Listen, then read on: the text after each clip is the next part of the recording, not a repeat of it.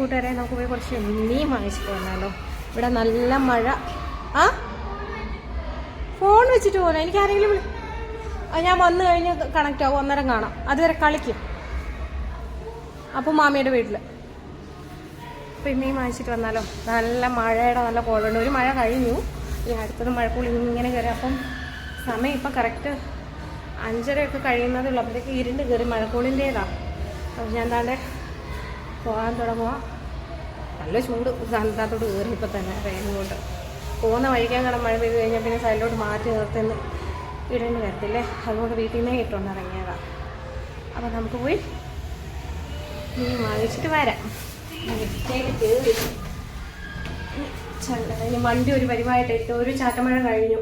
വെളിയിൽ വണ്ടി വെക്കുന്നതുകൊണ്ട് ആദ്യത്തെ മഴയല്ലേ ഇലയിലെയും മരത്തിൻ്റെ കീഴിലാണ് താഴെ. അപ്പോൾ ഇലയിലൊക്കെ പൊടി വണ്ടിയിലോട്ട് വീടാണ്. നല്ല ചേലായിട്ട് കിടക്കണം. അപ്പോൾ നോക്കാം എങ്ങനെയുണ്ട് വണ്ടിയുടെ അവസ്ഥയിൽ. അവിടെ നിൽക്കുക കിടക്കുകയാണ്. കണ്ടോ നല്ല മഴക്കോളുണ്ട്. ഈ സൈഡിൽ നിന്നല്ല കണ്ട അങ്ങനത്തെ സൈഡിൽ നിന്ന്. അതേതാ വടക്ക് സൈഡിൽ നിന്നാണ് നന്നായിട്ട് മഴക്കോളുള്ള കാണിച്ചാൽ. ഭാഗ്യത്തിന് വണ്ടിയിലൊന്നും അധികം പൊടിയും കാര്യങ്ങളൊന്നും ഇല്ലായിരുന്നു കേട്ടോ. കണ്ടോ ഈ രണ്ടും കൂടി കിടക്കുക. അപ്പം ഞാൻ പോയി മീൻ വാങ്ങിച്ചിട്ട് വരട്ടെ.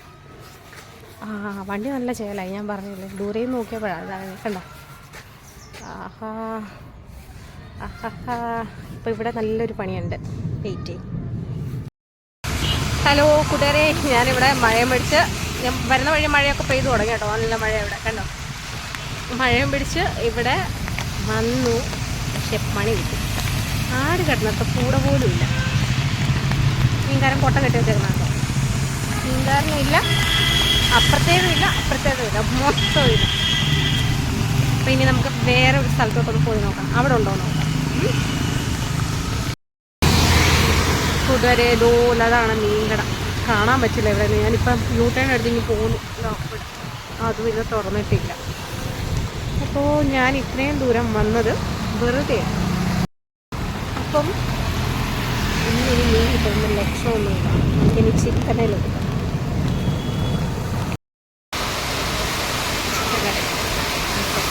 നല്ല നനഞ്ഞ് കുളിച്ച് നല്ല പരുവായിട്ടുണ്ട്.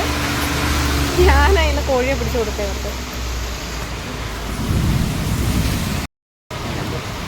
മഴ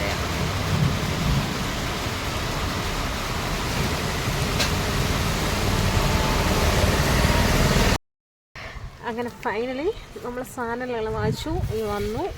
ഞാൻ പിന്നെ ചിക്കൻ വാങ്ങിച്ചു കഴിഞ്ഞ് പിന്നെ ഫോണിലെല്ലാം വെള്ളം കേട്ടോ. നോക്കട്ടെ. ഓക്കെ. ചിക്കൻ വാങ്ങിച്ചു കഴിഞ്ഞാൽ ശാലണ്ട പച്ചക്കറിയും പഴവും എല്ലാം കൂടെ വാങ്ങിച്ചു. കാരണം കുറച്ച് ചിക്കൻ എടുത്ത് മക്കൾക്ക് സ്റ്റൂ ഉണ്ടാക്കി കൊടുക്കാമെന്ന് വിചാരിച്ചു. അതുകൊണ്ട് അങ്ങനെ. അപ്പോൾ നമുക്ക് വേറൊരു വീഡിയോ ആയിട്ട് പിന്നെ കാണാം.